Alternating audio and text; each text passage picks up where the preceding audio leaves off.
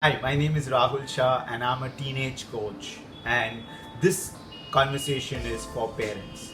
I have coached several teenagers. One of the things the teenagers tell me is my parents don't understand me.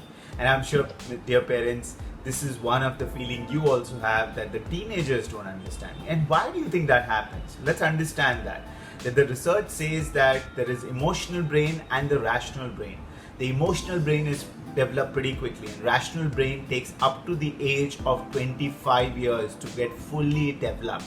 And imagine the teenagers are operating largely from the emotional brain most of the time. Let's take an example why that gap happens. So imagine a small little kid running round and round in the room, and you as a parent or a guardian say, "Stop, you will fall." The child doesn't listen to you. He keeps running. The second round, the third round, and the fourth round, he twists and he actually falls. And what's your reaction? Immediately you'll say, "I told you so, don't you understand? This you should not be doing. You twisted your leg, now you're crying. What's the point of crying? Now don't cry, it's okay." And all the conversations, if you think you're having it from your rational brain.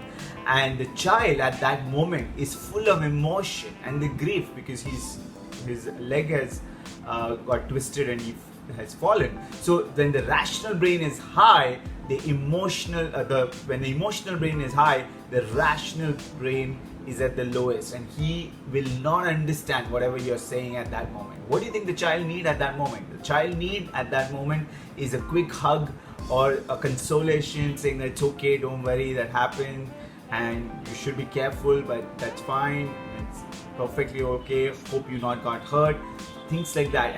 And the moment you say all that, the emotional brain relaxes and the rational brains and emotional brain comes at an equilibrium. Can you see the difference between the rational and emotional brain? And what happens with the teenagers? Think about it. Let me give you another example. Let's say your teenager wants to have a sleepover. The emotional side of that is, hey, it's going to be so much fun. Look at the emotion side of the teenager. Freedom, independence, nobody to say anything. We will enjoy ourselves. And that's the emotion when they think about going for a sleepover. And what the rational brain, which is the parent, are thinking, oh my God, who's going to be there? How can I send my son or a daughter? It's not possible. And all kind of worry or stress or tension coming to your mind, and you're trying to think all the things which will not go well in these conversations, in this situation. And that's the gap, right? And if you try to understand the other side, how can you have a conversation with your child? And if he or she proposes for a sleepover, so you may say, "Hey, you know what, I understand that it'll be fun and you really want to be independent, and you're getting into that age where you can stay away from home, and I can see that, and I know in my age I never got a chance to do a sleepover, and definitely we will look at those options." One thing I want you to do as a starting step is, I would allow you to go and have these late nights to begin with, not sleepover. You need to sleep at home. You can come back by 1 a.m. in the morning, and that's fine. But few days, I want you to earn the right to the sleepover.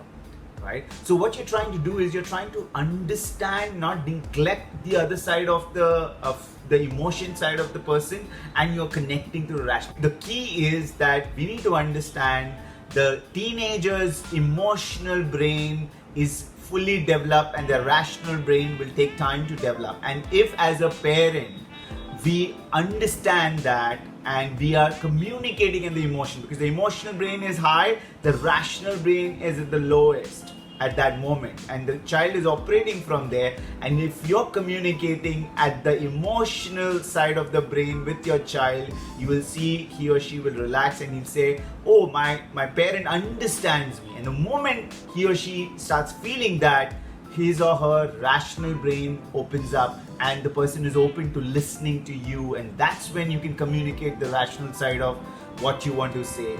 And that's when the meaningful conversation can happen between a teenagers and the parents, and you will feel that your teenagers are understanding you, and your teenagers will feel that my parent understands me.